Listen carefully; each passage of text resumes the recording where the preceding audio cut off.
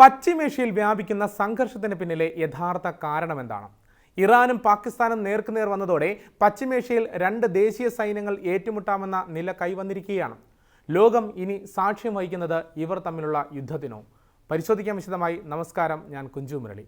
ഭീകരർക്ക് പാകിസ്ഥാൻ താവളമൊരുക്കുന്നു എന്ന ആരോപണം ലോകവേദികളിൽ ഏറ്റവും ആദ്യം ഉന്നയിച്ച രാജ്യം ഇന്ത്യയാണ്. പ്രത്യേകിച്ച് കാശ്മീരിൽ ഭീകരാക്രമണം നടത്തുന്നതിന് ചുക്കാൻ പിടിക്കുന്നവർ പാകിസ്ഥാനിലെ വിവിധയിടങ്ങളിൽ സുരക്ഷിതരായി കഴിയുകയാണെന്ന് ഇന്ത്യ UN വേദികളിലും മറ്റും ആവർത്തിച്ച് പലപ്പോഴും തെളിവുകളുടെ അടിസ്ഥാനത്തിലാണ് വ്യക്തമായി ചൂണ്ടിക്കാട്ടിയിരുന്നത്. എന്നാൽ പാകിസ്ഥാൻ ഇത് നിഷേധിക്കുകയല്ലാതെ ഒരിക്കലും അംഗീകരിച്ചിട്ടില്ലെന്ന് മാത്രമല്ല, ഇന്ത്യ നുണപ്രചാരണം നടത്തുകയാണെന്ന് പ്രതികരിക്കുകയും ചെയ്തിരുന്നു. ലഷ്കർ ഇ തയ്യിബ എന്ന ഭീകര സംഘടന പരിശീലനം നൽകിയ 10 പാക് ഭീകരർ മുംബൈയിൽ 2008 നടത്തിയ ഭീകരാക്രമണത്തിൽ നഗരത്തിൻ്റെ വിവിധ സ്ഥലങ്ങളിലായി 175 പേരാണ് മരണമടഞ്ഞത്. ഇതിൽ ഒരു ഭീകരനെ ജീവനോടെ പിടികൂടിയിട്ടും അയാൾ പാക് പൗരനാണെന്ന് പാകിസ്ഥാൻ സമ്മതിച്ചില്ല.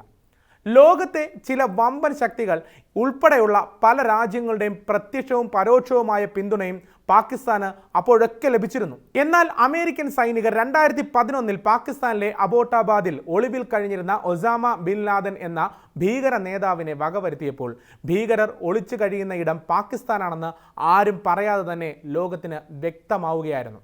അതോടെ ഇന്ത്യ അതുവരെ ലോകവേദികളിൽ ആവർത്തിച്ചിരുന്ന ആരോപണം നുണയല്ലെന്നും തെളിയുകയായിരുന്നു. ഇപ്പോൾ ഇറാൻ പാകിസ്ഥാനിൽ നടത്തിയ മിസൈൽ ആക്രമണത്തിന് കാരണമായി പറയുന്നത് ഭീകരർക്ക് പാകിസ്ഥാൻ താവളമൊരുക്കിയെന്നതാണ്. ഇതിന് തിരിച്ചടിയായി ഇറാനിലേക്ക് പാക് വ്യോമാക്രമണം ഉണ്ടായതോടെ ഇസ്രായേൽ ഹമാസ് പോരാട്ടത്തിനൊപ്പം പശ്ചിമേഷ്യയിൽ ഇനിയും മറ്റു പല രാജ്യങ്ങളുടെയും സൈന്യങ്ങൾ തമ്മിൽ നേർക്കുനേർ യുദ്ധമുണ്ടാകുമെന്ന ആശങ്ക ശക്തമായിരിക്കുകയാണ്. ഇറാനും പാകിസ്ഥാനും നേർക്കുനേർ വന്നതോടെ പശ്ചിമേഷ്യയിൽ രണ്ട് ദേശീയ സൈന്യങ്ങൾ ഏറ്റുമുട്ടാമെന്ന നില കൈവന്നിരിക്കുകയാണ്. അങ്ങനെ പശ്ചിമേഷ്യയിലെ സംഘർഷം ദക്ഷിണേന്ത്യയിലേക്കും വിസ്തൃതമായിരിക്കുന്നു. ഇതൊരു മൂന്നാം ലോക യുദ്ധമായി, മഹായുദ്ധമായി പരിണമിക്കുമെന്നൊക്കെയുള്ള ഭയപ്പെടേണ്ട ഒരു സാഹചര്യത്തിൽ സംജാതമായിരിക്കുകയാണ്. പാകിസ്ഥാൻ ആണവ ശക്തികളിൽ ഒന്നാണ്.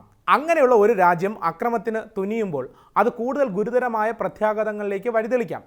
അഫ്ഗാനിസ്ഥാനിലെ താലിബാൻ ഭീകരർക്ക് താവളമൊരുക്കിയിരുന്നത് പാകിസ്ഥാനായിരുന്നു. അതേ താലിബാൻ ഇന്ന് പാകിസ്ഥാനെതിരെയാണ് നിലകൊള്ളുന്നത്. ഭീകരപ്രവർത്തകർക്ക് ഏത് രാജ്യം അഭയം നൽകിയാലും ഇന്നല്ലെങ്കിൽ നാളെ അത് തിരിച്ചടിക്കും. ഇറാൻ 48 മണിക്കൂറിനുള്ളിൽ സിറിയ, ഇറാഖ്, പാകിസ്ഥാൻ എന്നീ 3 രാജ്യങ്ങൾക്ക് നേരെയാണ് മിസൈൽ ആക്രമണം നടത്തിയത്. പാകിസ്ഥാനിലെ ബലൂച്ച് മേഖലയിൽ ഒളിച്ചിരിക്കുന്ന തീവ്രവാദികളുടെ കേന്ദ്രങ്ങൾക്ക് നേരെയാണ് ഇറാൻ ആക്രമണം നടത്തിയത്. ബലൂച്ച് ഗോത്രം സുന്നികളായതിനാൽ ഷിയ രാജ്യമായ ഇറാനിൽ വിവേചനം നേരിട്ടിരുന്നു. പാകിസ്ഥാൻ, അഫ്ഗാനിസ്ഥാൻ, ഇറാൻ എന്നിങ്ങനെ 3 രാജ്യങ്ങളിലായി പടർന്നു കിടന്ന ബലൂച്ച് മേഖല സ്വതന്ത്രമാക്കണമെന്നാണ് ഈ തീവ്രവാദികളുടെ ആവശ്യം. ഹിസ്ബുല്ല, ഹമാസ്, കുർദ്, ഹൂതികൾ തുടങ്ങിയവരുടെ സായുധ സംഘങ്ങളും പശ്ചിമ ദക്ഷിണേന്ത്യൻ മേഖലയിൽ സജീവമാണ്. ഭീകര സംഘങ്ങൾക്ക് എന്തിൻ്റെ പേരിലായാലും താവളമൊരുക്കുന്നതിൽ നിന്ന് എല്ലാ രാജ്യങ്ങളും വിട്ടുനിൽക്കാതെ ഈ പ്രശ്നം പരിഹരിക്കാനേ ആകില്ല. അതിനു മുമ്പ് വേണ്ടത് അമേരിക്ക ഉൾപ്പെടെയുള്ള വൻ ശക്തികൾ മുൻകൈയെടുത്ത് ഇസ്രായേൽ ഹമാസ് യുദ്ധം അവസാനിപ്പിക്കുകയാണ്. അത് നീണ്ടുപോകുന്നത് ലോക സമാധാനത്തിന് കടുത്ത ഭീഷണിയുമാണ്.